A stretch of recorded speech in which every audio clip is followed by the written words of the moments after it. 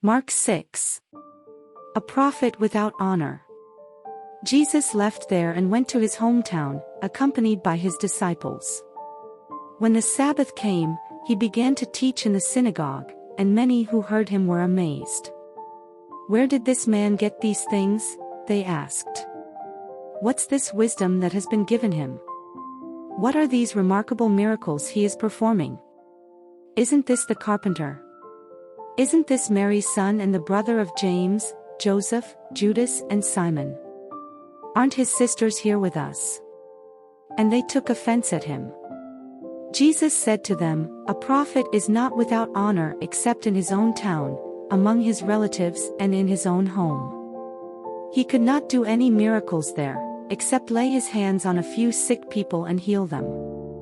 He was amazed at their lack of faith. Jesus sends out the 12. Then Jesus went around teaching from village to village. Calling the 12 to him, he began to send them out 2 by 2 and gave them authority over impure spirits. These were his instructions: "Take nothing for the journey except a staff, no bread, no bag, no money in your belts. Wear sandals but not an extra shirt. Whenever you enter a house, stay there until you leave that town. And if any place will not welcome you or listen to you, leave that place and shake the dust off your feet as a testimony against them." They went out and preached that people should repent. They drove out many demons and anointed many sick people with oil and healed them. John the Baptist beheaded. King Herod heard about this, for Jesus' name had become well known.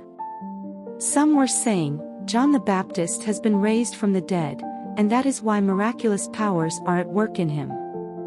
Others said, "He is Elijah." And still others claimed, "He is a prophet, like one of the prophets of long ago." But when Herod heard this, he said, "John, whom I beheaded, has been raised from the dead." For Herod himself had given orders to have John arrested, and he had him bound and put in prison.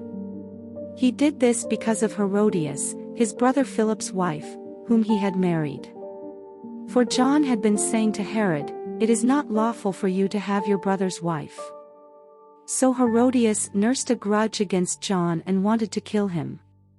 But she was not able to, because Herod feared John and protected him, knowing him to be a righteous and holy man. When Herod heard John, he was greatly puzzled, yet he liked to listen to him. Finally the opportune time came. On his birthday Herod gave a banquet for his high officials and military commanders and the leading men of Galilee.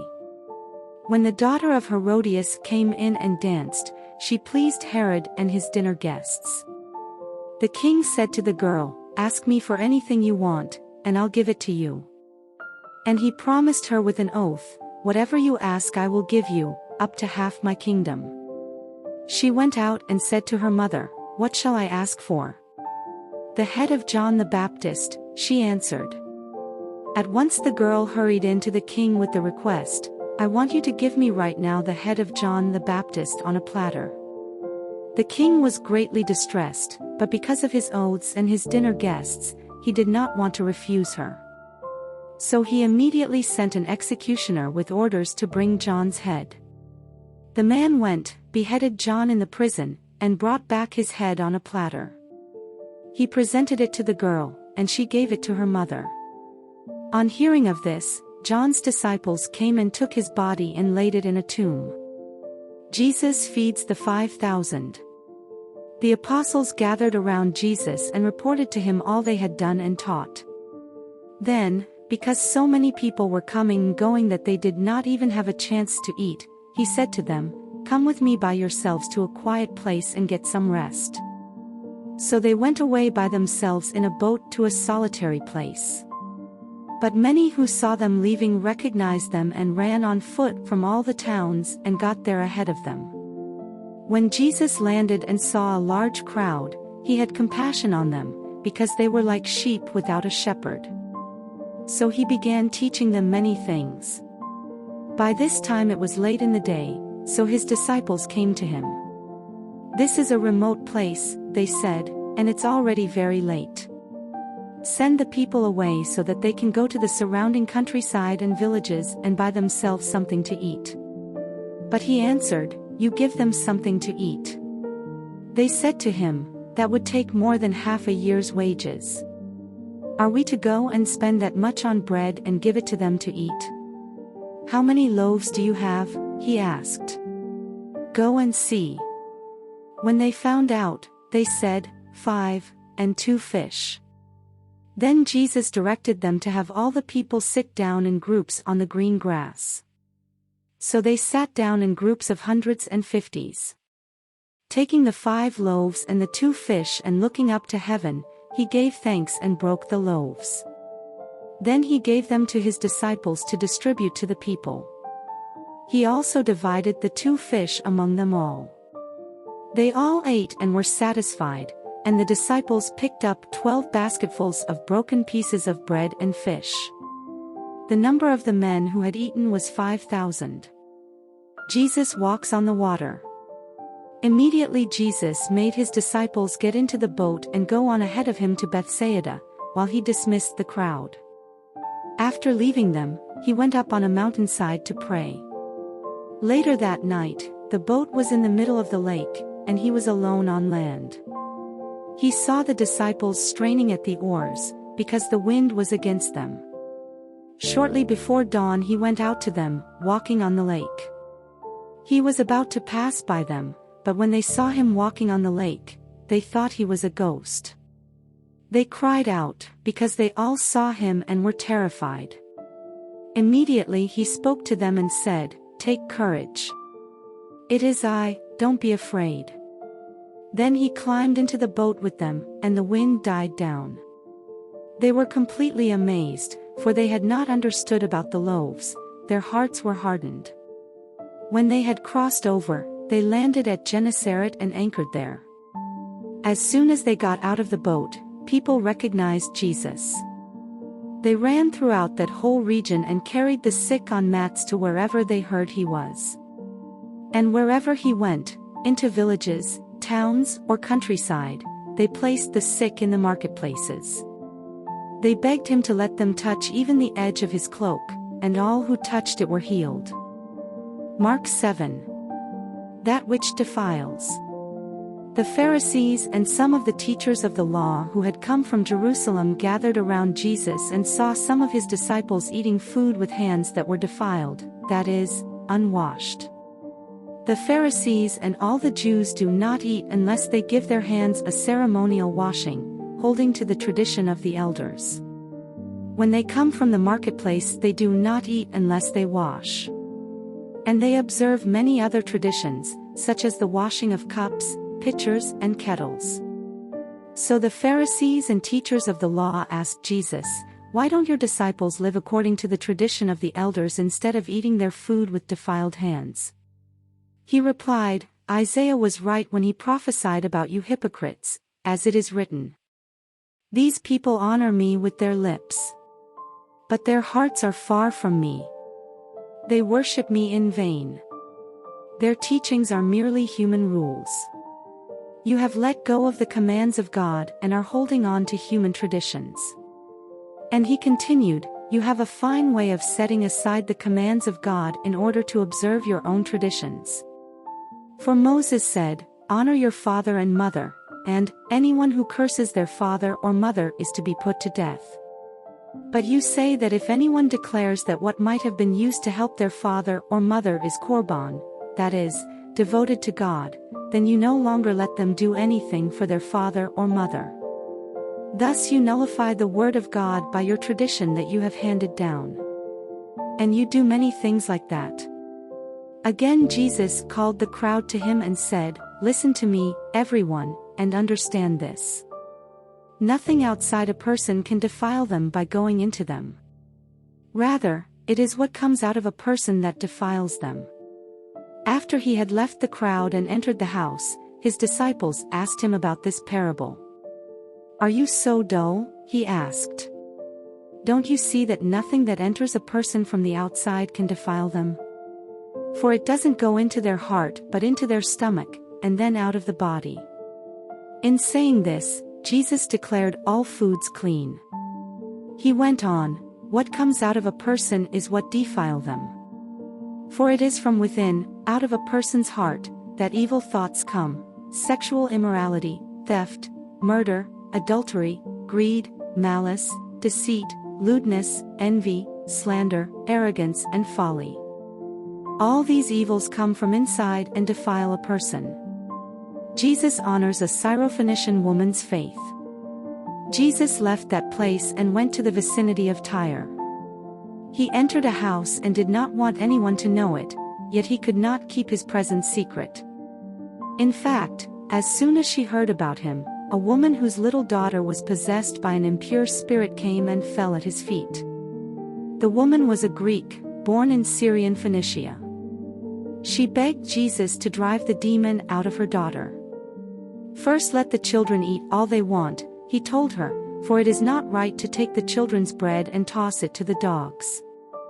"Lord," she replied, "even the dogs under the table eat the children's crumbs." Then he told her, "For such a reply, you may go, the demon has left your daughter."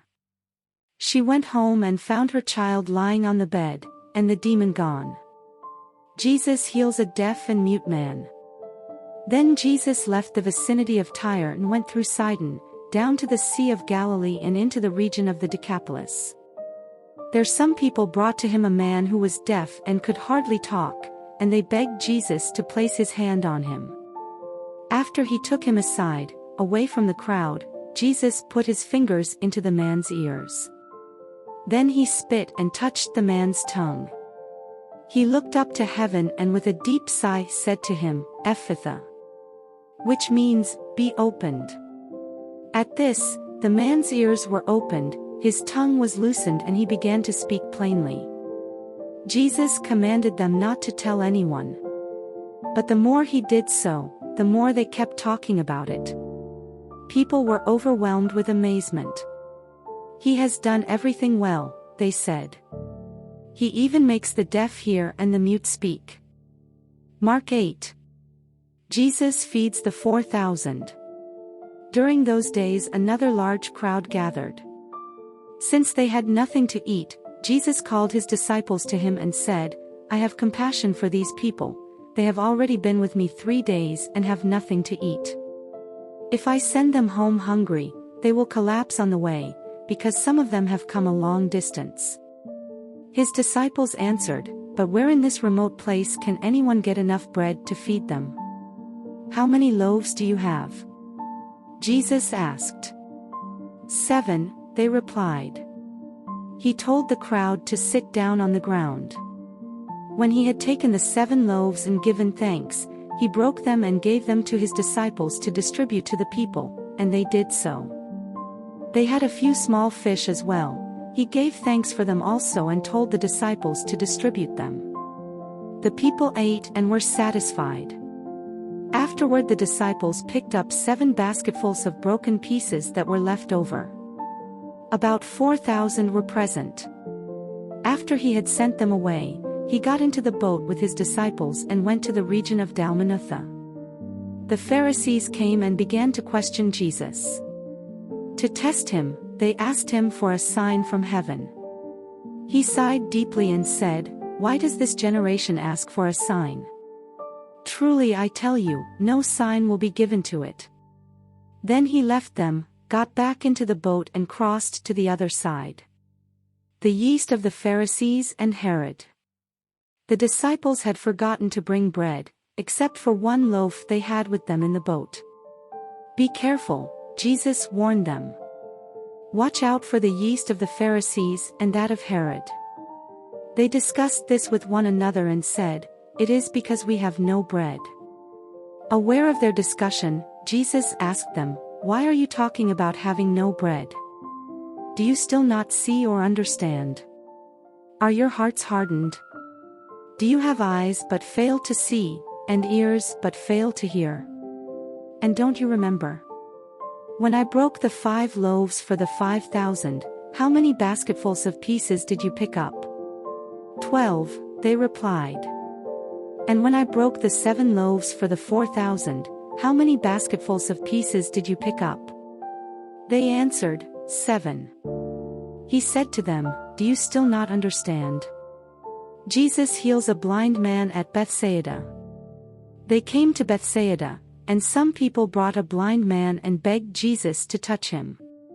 He took the blind man by the hand and led him outside the village. When he had spit on the man's eyes and put his hands on him, Jesus asked, "Do you see anything?" He looked up and said, "I see people. They look like trees walking around." Once more Jesus put his hands on the man's eyes. Then his eyes were opened, his sight was restored, and he saw everything clearly. Jesus sent him home, saying, "Don't even go into the village." Peter declares that Jesus is the Messiah. Jesus and his disciples went on to the villages around Caesarea Philippi. On the way he asked them, "Who do people say I am?"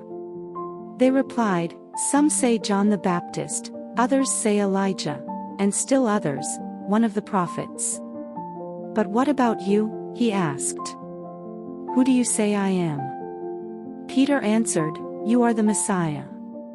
Jesus warned them not to tell anyone about him. Jesus predicts his death. He then began to teach them that the Son of Man must suffer many things and be rejected by the elders, the chief priests and the teachers of the law, and that he must be killed and after 3 days rise again. He spoke plainly about this, and Peter took him aside and began to rebuke him. But when Jesus turned and looked at his disciples, he rebuked Peter. "Get behind me, Satan," he said. "You do not have in mind the concerns of God, but merely human concerns." The way of the cross. Then he called the crowd to him along with his disciples and said, "Whoever wants to be my disciple must deny themselves and take up their cross and follow me. For whoever wants to save their life will lose it, but whoever loses their life for me and for the gospel will save it. What good is it for someone to gain the whole world, yet forfeit their soul? Or what can anyone give in exchange for their soul? If anyone is ashamed of me and my words in this adulterous and sinful generation, the Son of Man will be ashamed of them when he comes in his Father's glory with the holy angels."